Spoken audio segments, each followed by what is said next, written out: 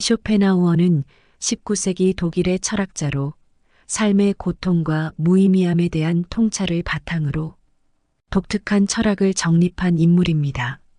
그는 삶을 의지와 표상으로 이루어진 것으로 보았습니다. 의지는 끊임없이 욕망하고 충족시키기를 원하지만 표상은 의지의 충족을 방해하는 요소입니다. 따라서 삶은 끊임없는 갈등과 고통의 연속이라고 볼 수 있습니다. 쇼펜하우어는 삶의 고통과 무의미함에 대한 통찰을 바탕으로 삶의 고통을 극복하는 방법에 대한 지혜를 제시했습니다.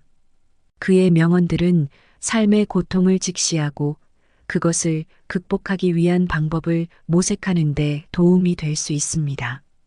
오늘은 쇼펜하우어의 명언 중에서 삶의 고통을 극복하는 데 도움이 되는 지혜를 배워보겠습니다. 갖지 못한 괴로움보다는 상실의 괴로움을 배워라. 이 명언은 욕망을 줄이고 그것에 대한 집착을 버리는 것이 삶의 고통을 줄이는 데 도움이 된다는 것을 시사하고 있다. 욕망을 줄이면 상실의 괴로움도 줄어들게 되고 그만큼 삶의 고통도 줄어들게 된다는 것이다. 사람은 자기가 갖지 못한 것을 보면 저것이 내 것이라면 얼마나 좋을까 하고 생각하게 된다. 그것이 바로 우리의 갖지 못한 데서 오는 괴로움 즉 갖고 싶은 소유욕이다. 그래서 우리는 그 괴로움에서 벗어나기 위해 이것이 내 것이 아니라면 이라는 의문을 품어볼 필요가 있다. 그러니까 현재 자기가 갖고 있는 소유물을 상실한 것으로 간주해 보라는 뜻이다. 남의 좋은 집을 보고 나도 저런 집에서 살았으면 하고 생각하는 것이 아니라 나의 집을 보고 내가 이런 집도 없다면 어디서 살았을까? 이런 집에서 사는 것은 정말 고마운 일이다라고 상실을 가정해 보라는 것이다. 그 순간 아까 본 멋진 집보다 내가 사는 초라한 집이 소중하게 느껴질 것이다.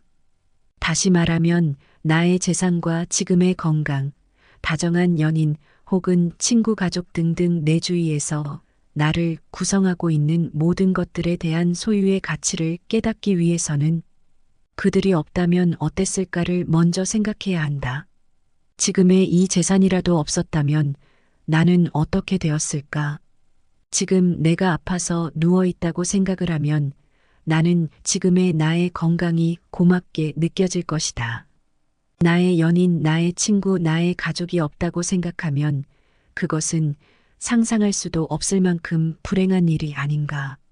그래야만 나는 재산을 낭비하지 않으며 내 건강을 더욱 돌보게 되고 나의 연인과 친구를 더욱 잘 대해줄 수가 있으며 그들에 대한 노여움을 미리 막을 수 있다. 후회는 자신을 고문하는 짓이다. 조심해서 마리의 안장을 얹어 놓아라. 그 다음에는 대담하게 말을 몰아라. 이 말은 괴테의 격언집에 나온다. 일단 일을 시작하고 최선을 다한 후에 실패를 하면 그 다음은 깨끗이 잊어야 한다. 사람의 일이란 우연과 착오가 늘 곁에 따라다닌다. 우리는 불행한 일을 당하거나 자기가 하는 일이 좌절되면 이렇게 될 줄 몰랐다거나 그렇게 하지 않았더라면 이 정도까지 되지는 않았을 텐데 하고 후회를 한다. 그러나 그런 후회는 스스로 자신을 고문하는 짓이나 마찬가지이다. 그런 경우에는 이스라엘의 다비드 왕을 본받아야 한다.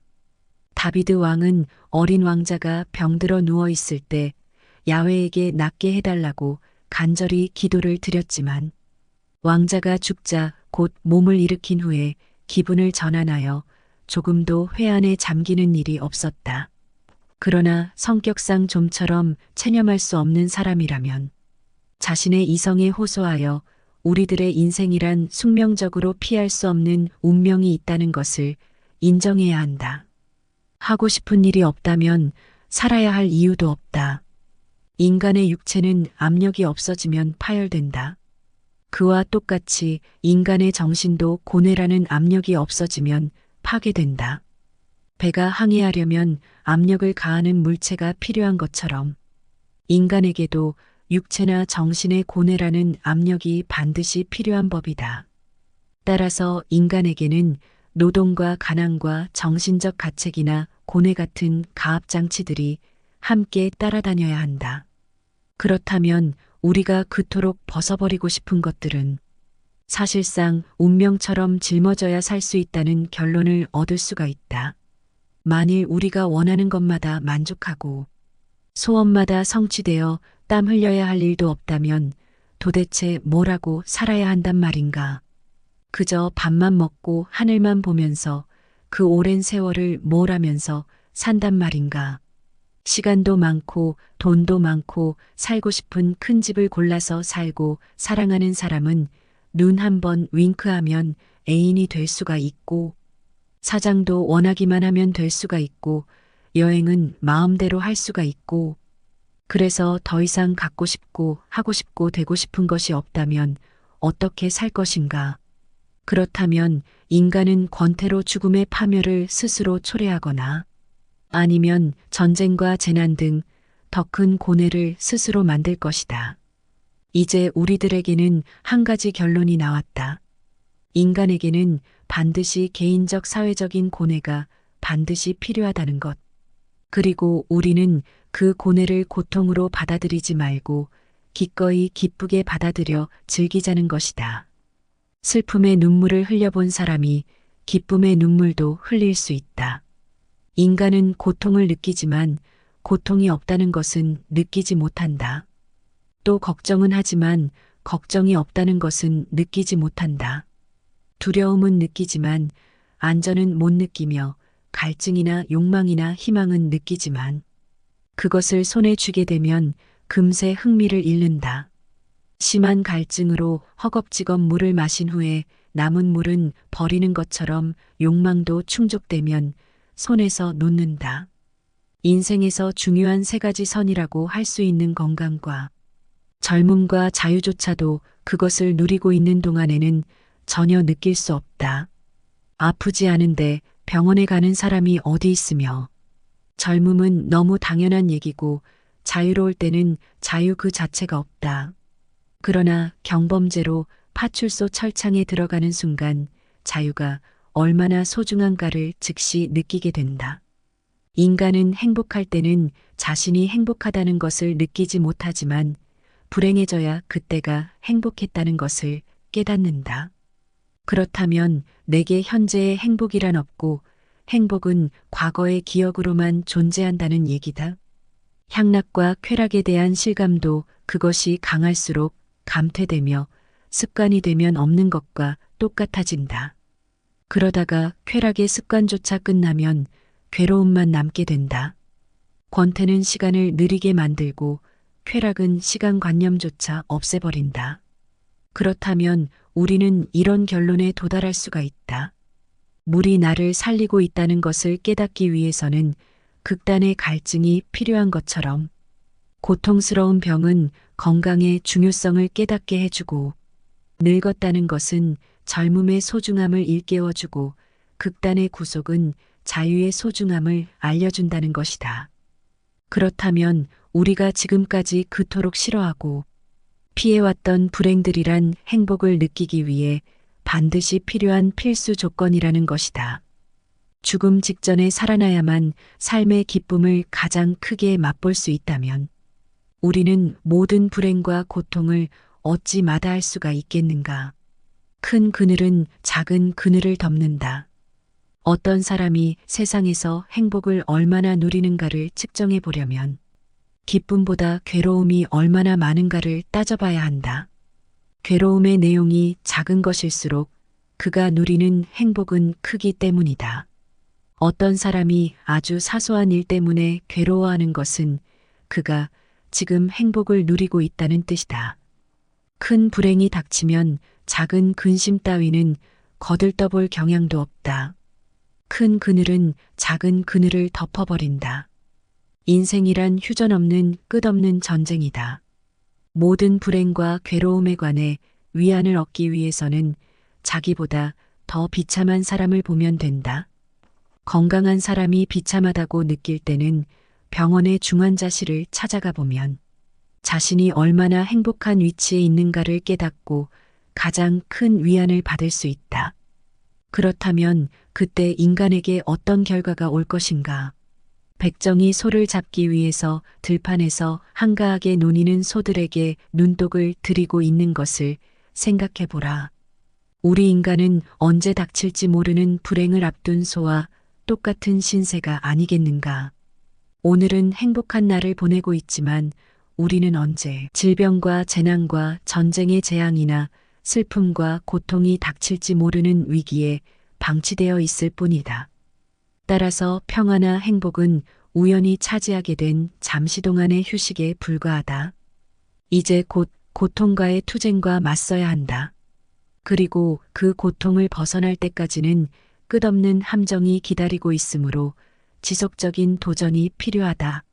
인생이란 휴전없는 고통과의 끝없는 전쟁의 계속이며 행복이나 만족을 느끼는 시간은 극히 순식간에 불과하다. 따라서 우리는 늘 고통과 맞설 무기를 든 채 끝내는 죽어간다는 결론에 이른다. 인간은 모두 삶과 죽음을 선고받은 죄수이다. 우리들의 유년 시절을 생각해보면 극장 생각이 난다. 어린이는 자기 앞에 전개될 인생이라는 연극을 눈앞에 두고 있는 것과 같기 때문이다. 아이들은 연극이 재미있을 것이라는 기대에 차 있다. 하지만 연극이 재미있을지 없을지, 웃게 될지 울게 될지 무서워하게 될지는 예측이 전혀 불가능하다. 어린이 앞에 전개될 운명 역시 그와 같다. 그 인생이 행복할 것인지 불행할 것인지는 알 수 없으며 예측은 불가능하다. 하지만 한 가지 중요한 사실은 아이는 이미 태어나면서 죽는 날까지 이 세상에서 살도록 선고받은 죄수이며 그 선고받은 내용을 모른다는 점이다. 우리가 알 수 있는 것은 다만 우리들의 생애라는 것이 끝내는 허망하기 짝이 없다는 점을 자각한다는 점이다. 그런 자각은 세월이 흐르고 나이가 들면서 점차 확실해진다. 우리가 지금까지 살아오면서 그토록 탐닉했던 사랑과 우정과 성공과 명예와 권력이 허망하지 않다고 감히 말할 수 있는 사람이 어디 있는가? 참으로 모든 것은 허망하구나. 노인들 치고 그런 말을 안 하는 사람이 없다. 노인뿐만 아니라 젊은이들도 이미 허망과 절망은 알고 있다. 우리가 그처럼 찬란한 금빛 미래와 희망을 갖고 살면서도 삶에 대해 끝내는 절망하고 무엇인가 심하게 속았다고 느끼는 이유는 무엇인가? 그것은 우리들의 인생이라는 공연 기간이 너무 짧기 때문이다. 그렇다면 삶의 공연 기간을 길게 늘려보자. 만일 누군가가 이 세상에서 200년이나 300년쯤 산 사람이 있다고 가정해보자. 그 사람은 마치 똑같은 연극을 2번, 3번 보는 관객처럼 자기 아들과 손자와 그 다음 세대들의 삶을 실증나게 바라보는 미친 구경꾼이라는 생각이 들게 될 것이다. 그것은 우리들 인생이라는 것이 결국은 입장료를 내고 딱 한 번밖에 볼 수 없는 연극처럼 속아도 한 번 속는 것으로 족하고 신기하고 놀라고 기쁘고 슬퍼도 한 번으로 족한 것, 후회도 한 번으로 족한 것이어야 한다는 것이다. 즉 인생은 딱 한 번만 살아야 가치가 있다는 것을 깨닫게 해줄 뿐이다. 잘 살기는 바라지도 않고 그저 아프지 않기만 바란다. 우리는 생애의 초반이나 전반부에는 누구나 그렇듯이 행복에 대한 큰 갈망과 희망과 포부에 가득 차 있다. 그러나 생애의 후반부에 접어들면 다소 사람마다 차이가 있겠지만 우리가 그처럼 갈망하던 사랑이나 행복이나 야망이 한낱 망상의 산물에 불과하다는 것을 깨닫는다. 생애 후반부에서도 아직 그것을 깨닫지 못했다면 그는 여전히 생애 전반부에 살고 있거나 아니면 바보이다. 따라서 지혜로운 사람은 강렬한 쾌락보다는 다만 고통이 없기를 바랄 뿐이며 우리가 흔히 주위에서 보아온 재난이나 불행을 피할 수만 있다면 다행이라는 생각을 하게 된다. 잘 살기는 바라지도 않아 아프지 않고 살 수만 있으면 좋겠어.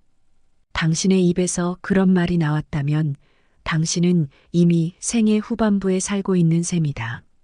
나 역시 젊은 시절에는 문을 두드리는 소리가 들리면 반가워했지만 나이가 들고 인생을 겪고 난 후에 문 두드리는 소리를 들으면 혹시 불길한 일이 생긴 것은 아니겠지 하고 중얼거리곤 했다.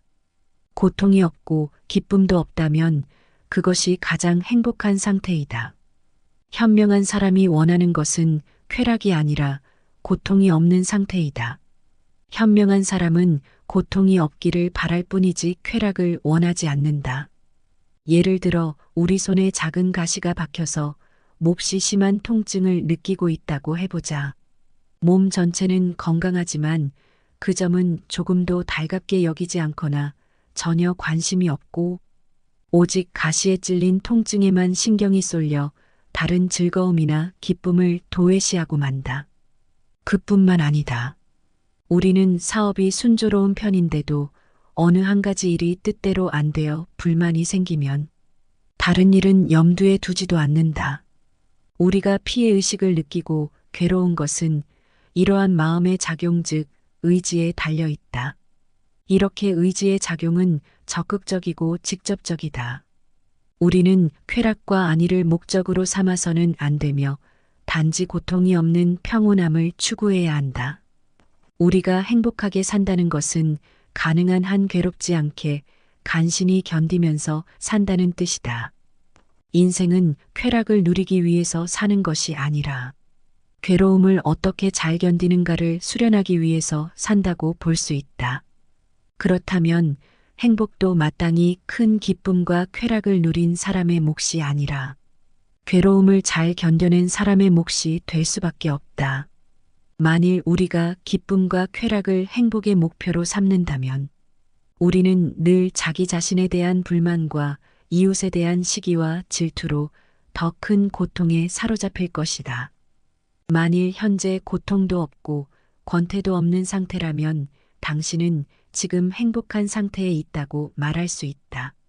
그렇다면 우리는 결국 살아가면서 쾌락과 기쁨을 얻으려고 노력하지 말고 될 수 있는 한 괴로움만 없도록 노력해야 한다.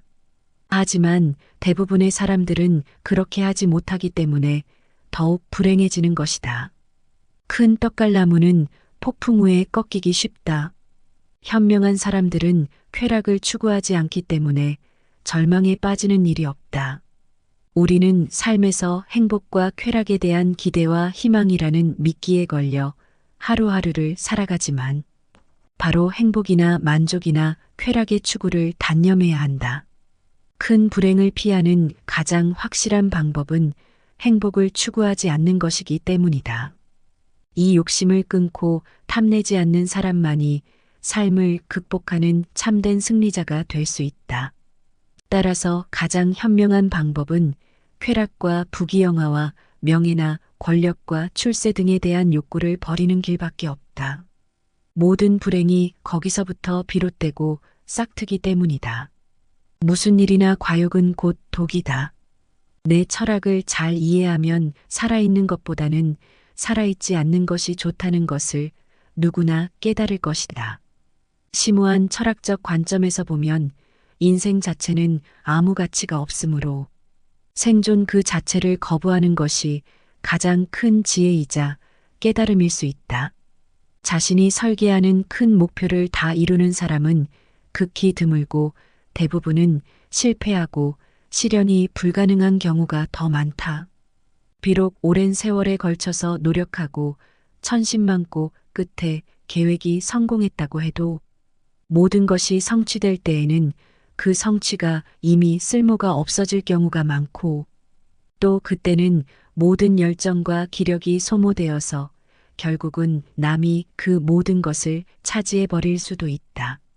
젊음을 바쳐서 재산을 모은 사람들이 그 돈을 한 번 더 써보지도 못하고 자식에게 유산으로 남기는 것이 좋은 예다. 그는 자식의 노예로 평생을 산 셈이다. 특히 작가나 예술가들 중에서 노년기에 예술 세계를 확립한 사람들은 그 영광을 누릴 시간이 거의 없다. 왜냐하면 예술이란 시대적 풍조에 따라 변하는 것이므로.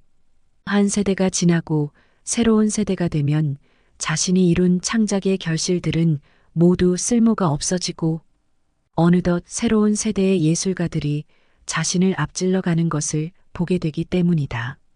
이렇게 자기 자신과 현실을 토대로 하는 인간의 피나는 노력은 시대와 운명의 거대한 흐름에 휩쓸려 가버리는 것이다. 어찌하여 끊임없는 계획을 세워 연약한 마음에 침을 만드는 것이냐. 젊음의 입구에서 바라보면 인생은 매우 길게 보이지만 노년의 출구에서 바라보면 인생처럼 짧고 허망한 것도 없다. 이것이 우리가 삶에서 겪는 심한 착각 가운데 하나이다. 이 착각에서 벗어나기 위해서는 선배들의 결론을 예의주시하고 받아들이는 수밖에 없다. 따라서 현명한 사람들은 이미 젊은 나이에 노년기의 지혜를 예견하고 운명의 가르침을 따르지만 그렇지 않은 사람은 허망한 삶을 다 보낸 후에야 성각자의 말을 깨닫고 가슴을 친다. 단조롭고 단순함이 행복에 이르는 길이다. 우리를 행복하게 하는 것은 아주 작고 사소한 일을 잘하는 데 있다. 사소하고 작은 일이란 무엇인가? 아무도 만나지 않고 혼자 책을 읽거나 음악을 듣거나 명상을 즐기고 혹은 마당을 쓸고 꽃을 바라보는 일 같은 것을 말할 수 있다. 일상의 평범한 일 그 자체를 말한다. 우리는 넓은 곳을 바라보기보다 좁은 시야로 바라볼수록 또 행동 범위가 넓은 것보다 좁을수록 더욱 행복을 누릴 수 있다. 우리는 쾌락 대신 지혜를 행복 대신 깨달음을 추구해야 한다. 세상을 넓게 보면 욕망이 커진다. 시야와 행동 반경이 넓어질수록 욕구가 더욱 발생하고 욕구가 생기면 그것을 이루려는 걱정과 불안이 증가된다.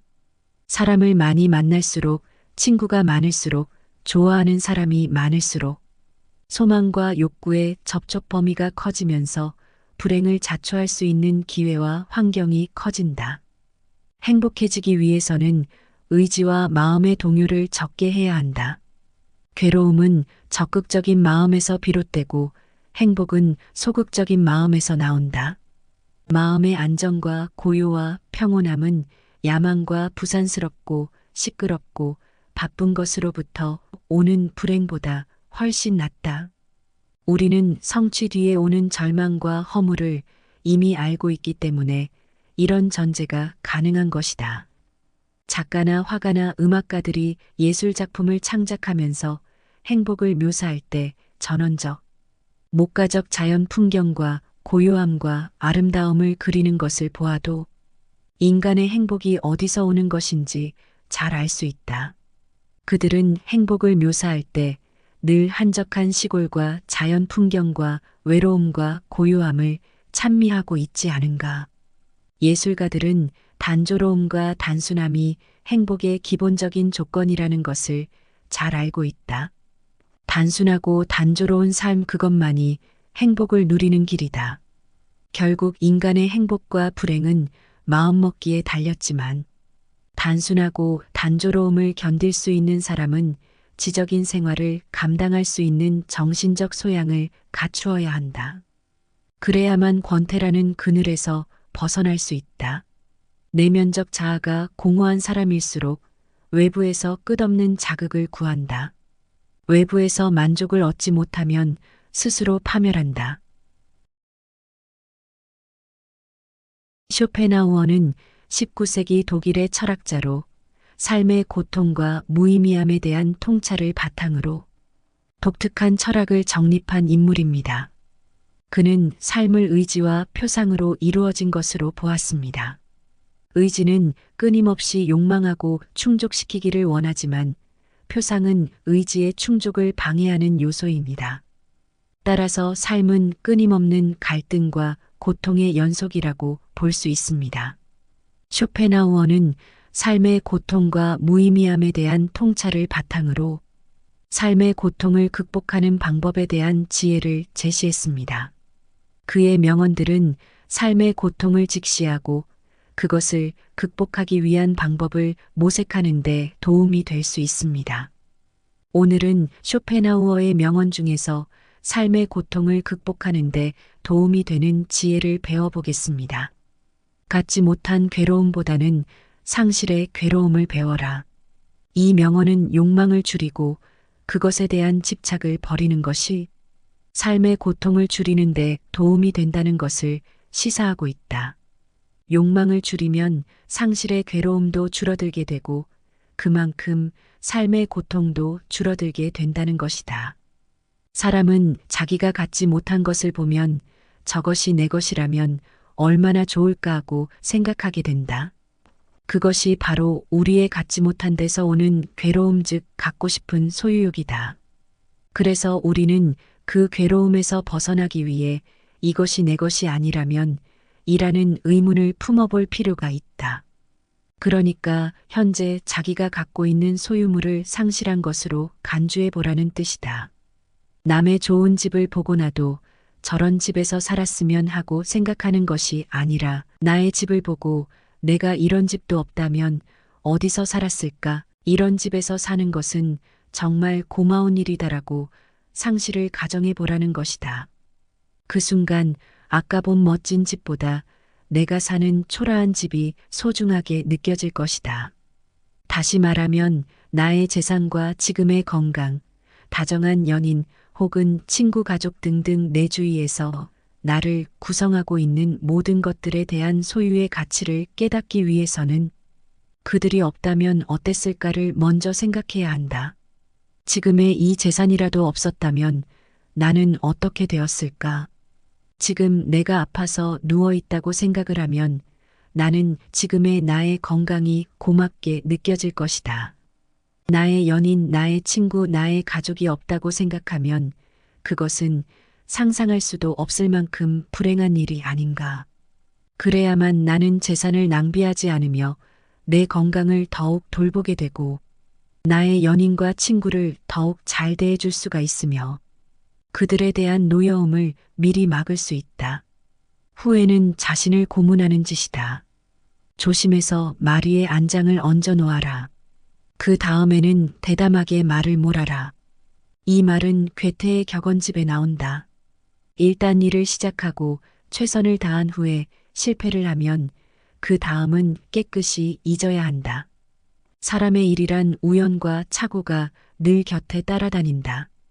우리는 불행한 일을 당하거나 자기가 하는 일이 좌절되면 이렇게 될 줄 몰랐다거나 그렇게 하지 않았더라면 이 정도까지 되지는 않았을 텐데 하고 후회를 한다.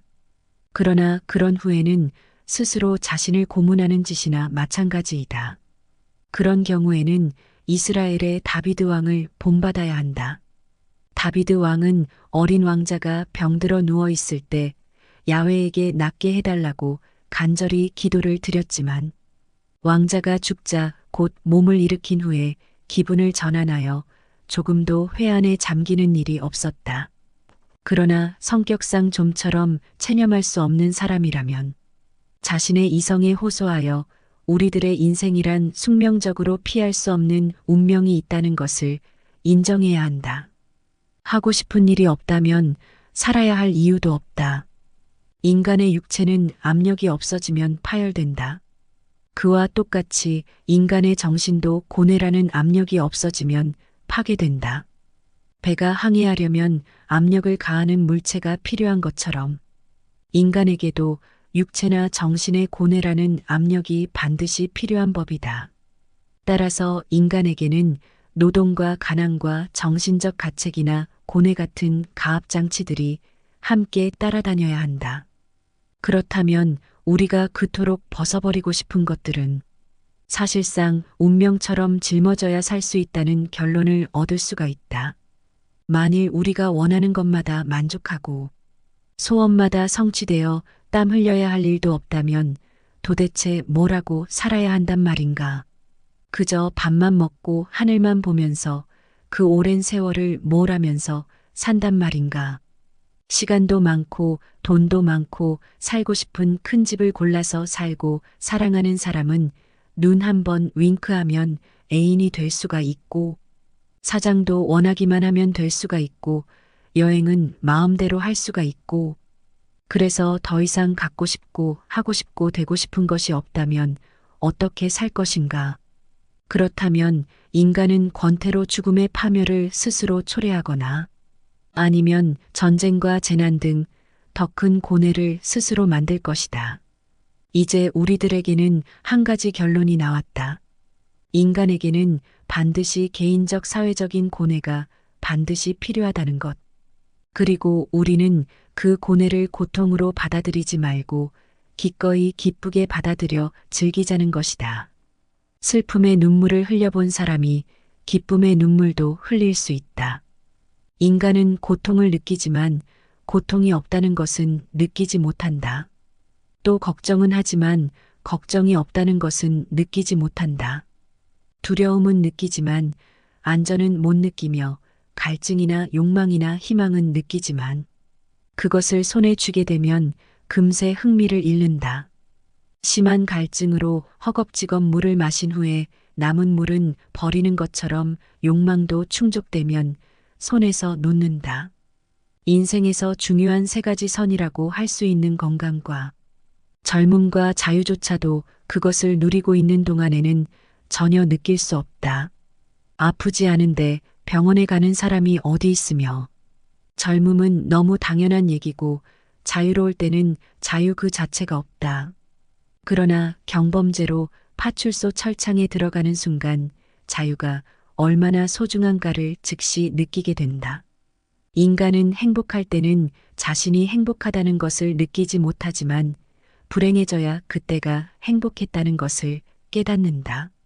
그렇다면 내게 현재의 행복이란 없고 행복은 과거의 기억으로만 존재한다는 얘기다. 향락과 쾌락에 대한 실감도 그것이 강할수록 감퇴되며 습관이 되면 없는 것과 똑같아진다.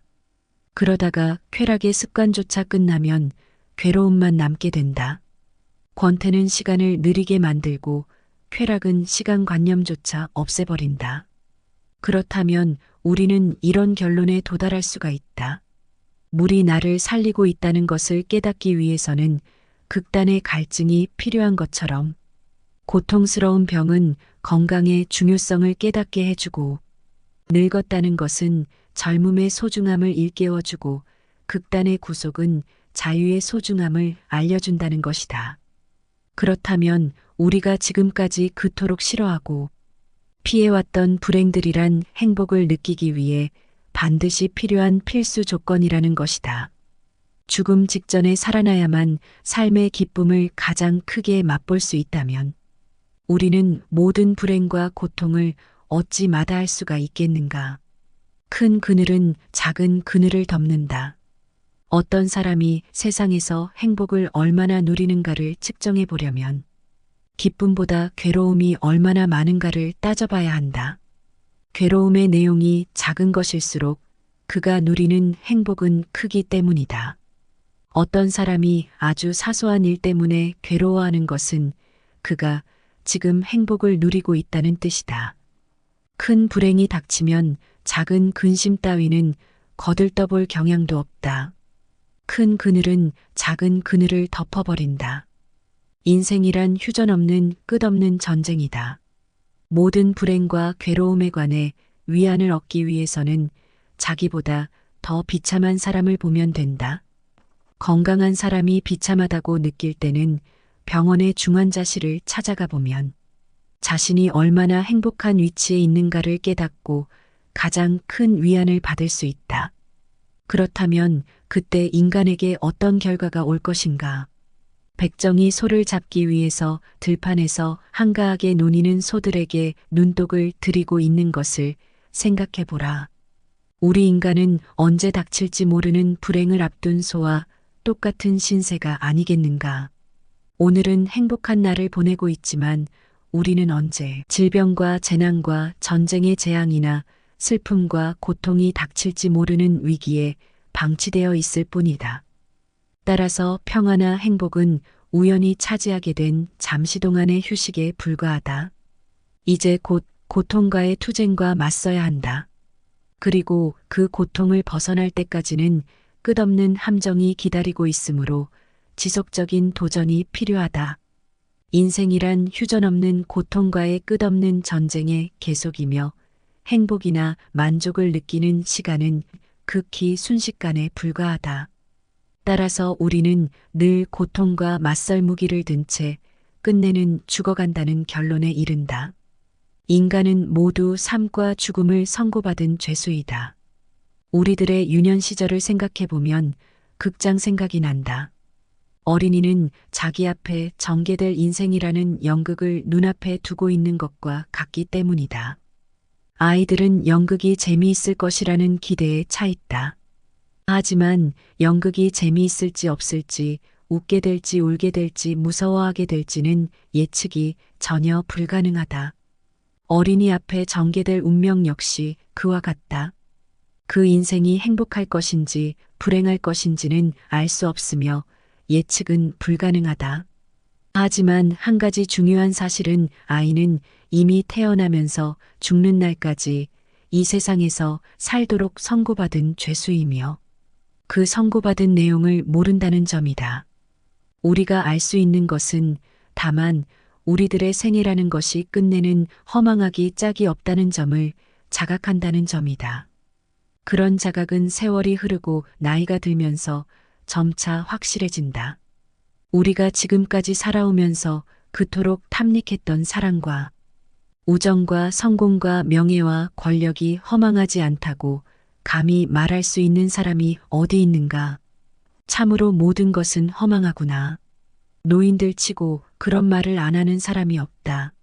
노인뿐만 아니라 젊은이들도 이미 허망과 절망은 알고 있다. 우리가 그처럼 찬란한 금빛 미래와 희망을 갖고 살면서도 삶에 대해 끝내는 절망하고 무엇인가 심하게 속았다고 느끼는 이유는 무엇인가? 그것은 우리들의 인생이라는 공연 기간이 너무 짧기 때문이다. 그렇다면 삶의 공연 기간을 길게 늘려보자. 만일 누군가가 이 세상에서 200년이나 300년쯤 산 사람이 있다고 가정해보자. 그 사람은 마치 똑같은 연극을 2번, 3번 보는 관객처럼 자기 아들과 손자와 그 다음 세대들의 삶을 실증나게 바라보는 미친 구경꾼이라는 생각이 들게 될 것이다. 그것은 우리들 인생이라는 것이 결국은 입장료를 내고 딱 한 번밖에 볼 수 없는 연극처럼 속아도 한 번 속는 것으로 족하고 신기하고 놀라고 기쁘고 슬퍼도 한 번으로 족한 것, 후회도 한 번으로 족한 것이어야 한다는 것이다. 즉 인생은 딱 한 번만 살아야 가치가 있다는 것을 깨닫게 해줄 뿐이다. 잘 살기는 바라지도 않고 그저 아프지 않기만 바란다. 우리는 생애의 초반이나 전반부에는 누구나 그렇듯이 행복에 대한 큰 갈망과 희망과 포부에 가득 차 있다. 그러나 생애의 후반부에 접어들면 다소 사람마다 차이가 있겠지만 우리가 그처럼 갈망하던 사랑이나 행복이나 야망이 한낱 망상의 산물에 불과하다는 것을 깨닫는다.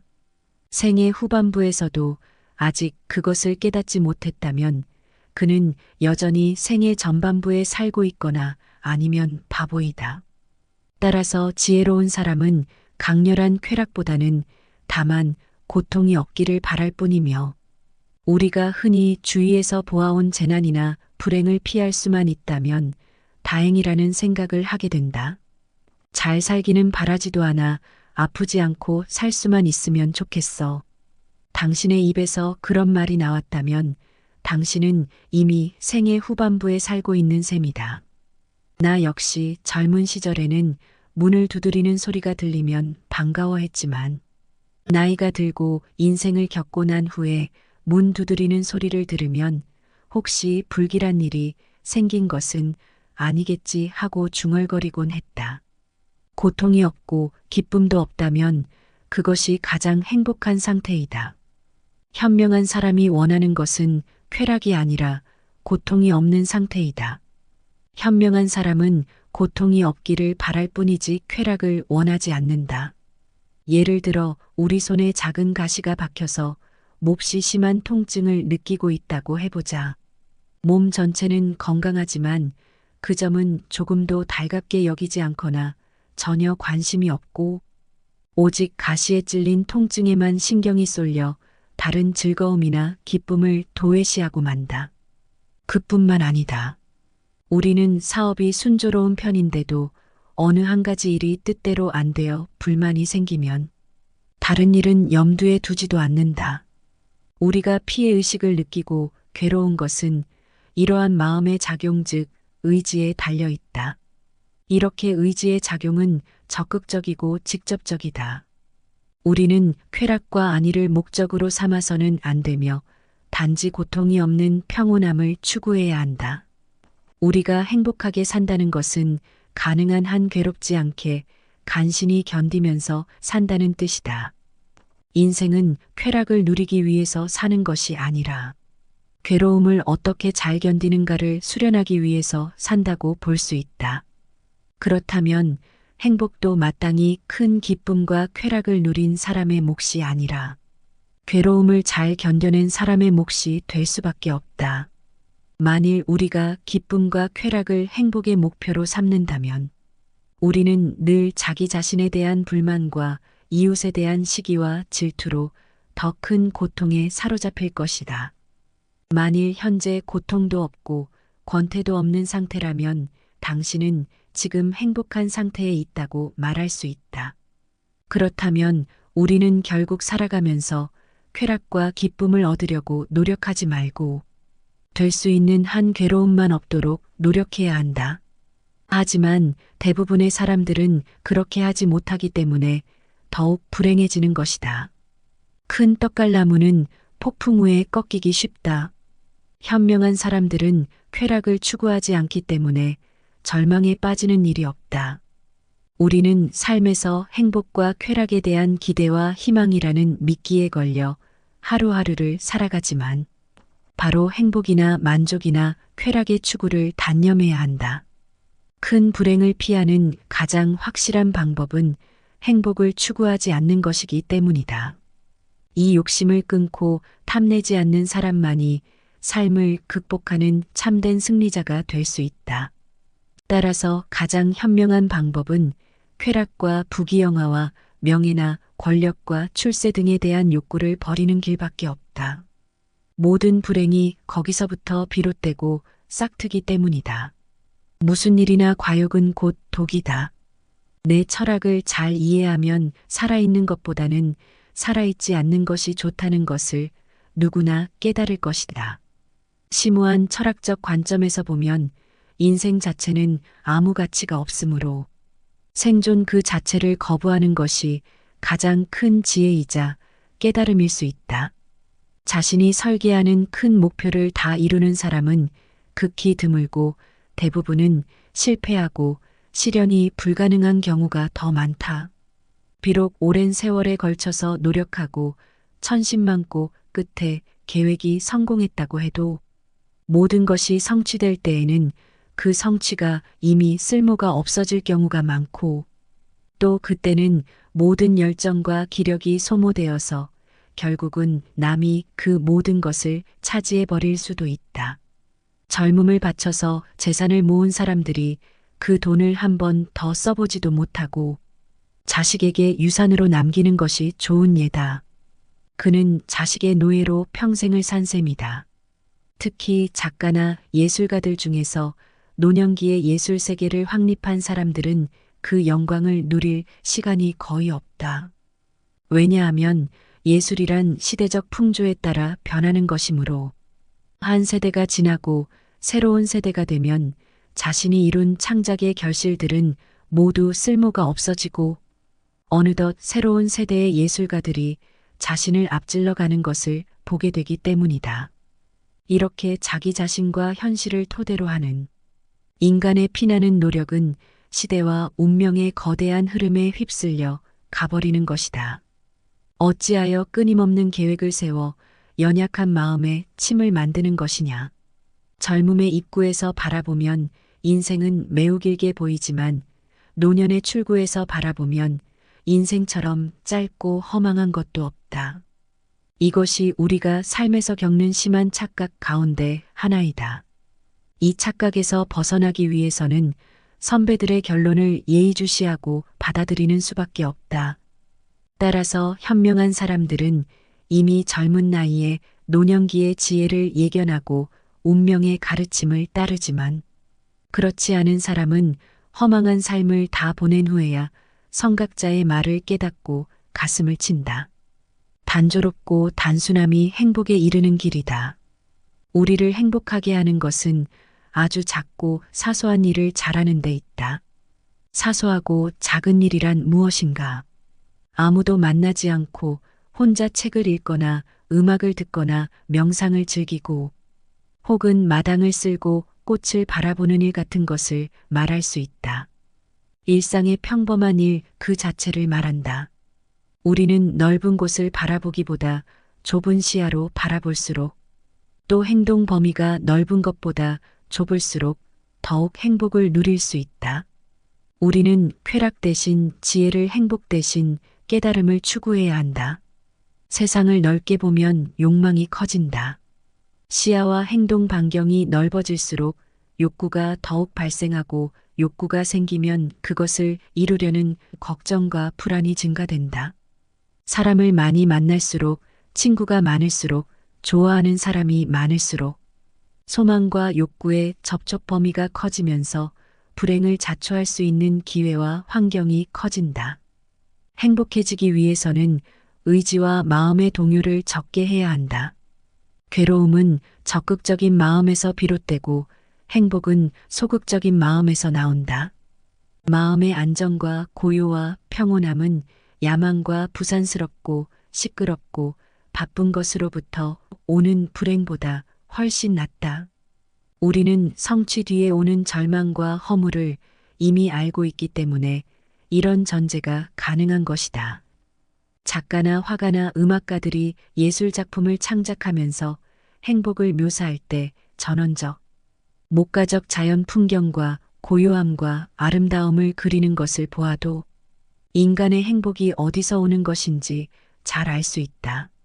그들은 행복을 묘사할 때 늘 한적한 시골과 자연 풍경과 외로움과 고요함을 찬미하고 있지 않은가. 예술가들은 단조로움과 단순함이 행복의 기본적인 조건이라는 것을 잘 알고 있다. 단순하고 단조로운 삶 그것만이 행복을 누리는 길이다. 결국 인간의 행복과 불행은 마음먹기에 달렸지만 단순하고 단조로움을 견딜 수 있는 사람은 지적인 생활을 감당할 수 있는 정신적 소양을 갖추어야 한다. 그래야만 권태라는 그늘에서 벗어날 수 있다. 내면적 자아가 공허한 사람일수록 외부에서 끝없는 자극을 구한다. 외부에서 만족을 얻지 못하면 스스로 파멸한다.